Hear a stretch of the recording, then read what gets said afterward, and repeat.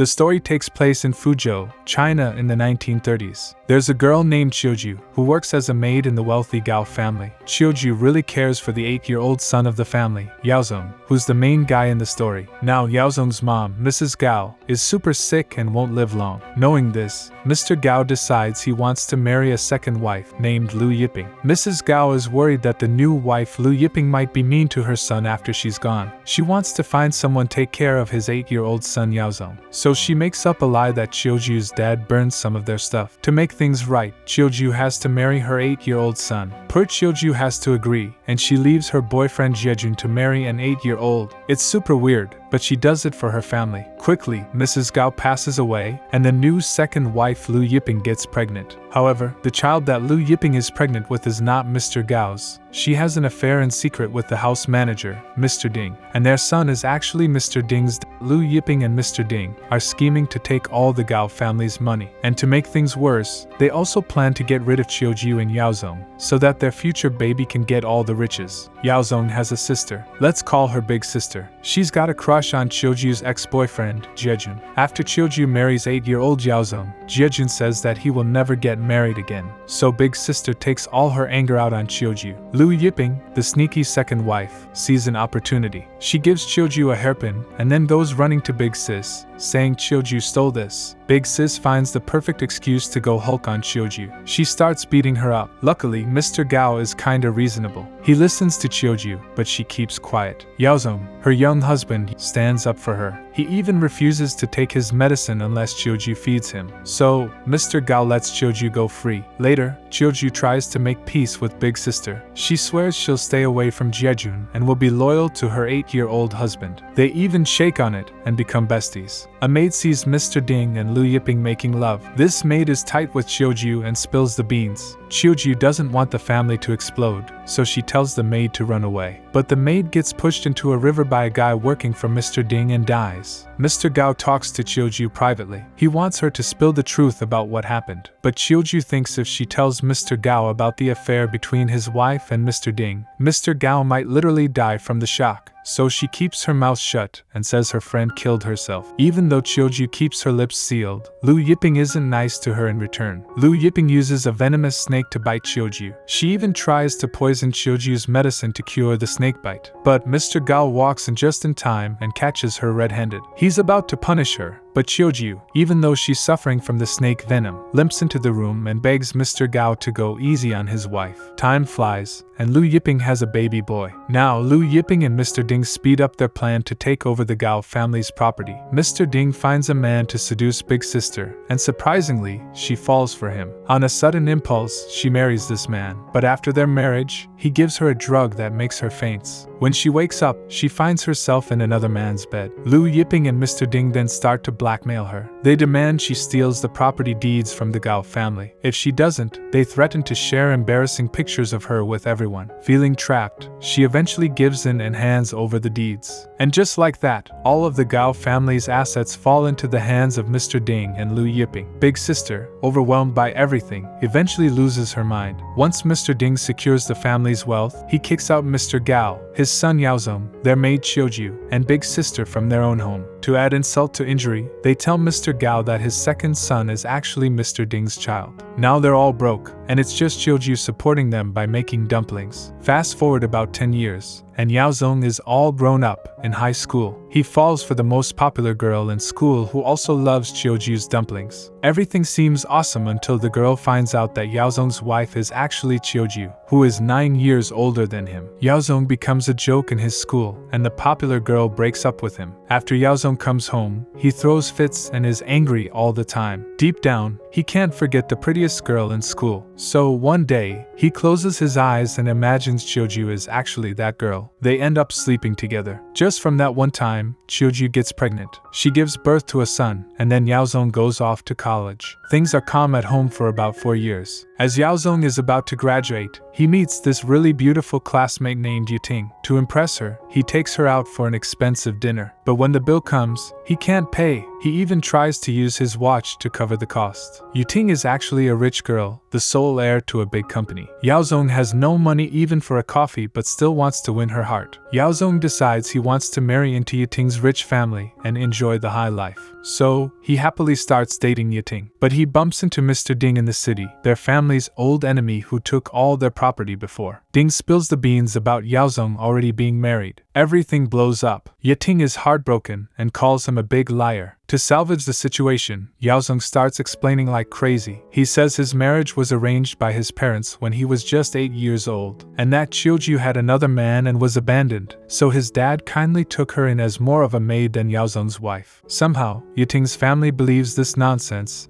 and asks him to divorce Qiuju. Without a second thought, he agrees. He rushes back home to ask Qiuju for a divorce. She doesn't want to, but he tricks her. He says it's just a fake divorce, so he can seduce Yuting and use her family's wealth to get revenge on Mr. Ding. After that, he'll remarry her. She believes him and signs the divorce papers. To thank her, they spend one more night together, and she gets pregnant again, but Yaozong has no clue. He takes the divorce papers and cheerfully goes back to Yuting. In the end, Yaozong chooses to cut ties with the Gao family. With the financial support from the Yuting's Sun family, he effortlessly takes down the Ding family, getting his revenge. At this point, Yaozong starts to wonder if he should go back to the Gao family. But then Yuting, from the Sun family, gets pregnant. Now Yaozong has a strong reason to stay with the Sun family, and so he decides to do just that. He even changes his last name to Sunday. On the other side, the head of the Gao family, Mr. Gao, is on the brink of death. As he weakens, Qiuju, who is pregnant, goes to the city to find Yaozong. She arrives just in time to see Yaozong and Yuting's wedding. Although Yaozong sees her from the car, he chooses not to meet her. Soon after, Mr. Gao passes away, while Yaozong enjoys a happy life with the Sun family. Jiejun takes care of Big Sister, and she actually gets her sanity back. She marries Jiejun and decides to move to another city. Qiuju, still believing Yaozong will come back to her, is now alone and pregnant. She heads to the Sun family home to look for him, only to find out they've moved to another city. She uses all her money to buy boat tickets to that city, but as soon as she arrives, she goes into labor with her second child. Without money for a hospital, she gives birth in a small alleyway. Luckily, a kind-hearted woman takes her in. To support herself and her kids, Qiuju gets a job at a textile factory, which is a modern establishment complete with morning exercises. Just a few days into her new job, her daughter falls sick. She doesn't have money for medical care, so she asks the factory manager for an advance on her salary. To her surprise, the manager is Yaozong, her ex-husband. Upon hearing his daughter is ill, Yaozong immediately provides money for her treatment and even visits the hospital daily. However, the Sun family quickly finds out about Yaozong's connection with Qiuju and their 2 children. Yuting feels betrayed, and during a heated argument with Yaozong, she falls and loses her unborn child. She can't have children anymore, threatening the Sun family line. In a desperate move, the Sun family want to adopt Qiuju's son to continue their family name, but they don't want to pay a single penny for it. Qiuju adamantly refuses. Yuting tries to use money to sway her, saying, "Don't talk nonsense. If this goes to court, you'll see how money can influence the outcome. I will sue you to the ground." Yaozong takes Qiuju on a tour of a kindergarten. Qiuju sees that all the other kids are going, but she can't afford it for her son. So what does she do? She decides to send her son to live with Yaozong's family, the Sun family. Qiuju doesn't even care what her son thinks. She just makes him change his last name to Sun and off he goes. Then the Sun family moves to the United States right away, and that's the last time Qiuju sees her son, ever. Fast forward 30 years, Qiuju raises her daughter all by herself and starts her own food company. She's even a famous entrepreneur now. Meanwhile, Yaozong has also been busy. He's scheming against the Sun family, trying to bankrupt them. He messes up, gets caught, and is on the brink of going to jail. This whole mess reaches Qiuju. She rushes to help Yaozong, sells her company, and gives him 20 million to bail him out. Yaozong feels guilty and confesses that he never loved her.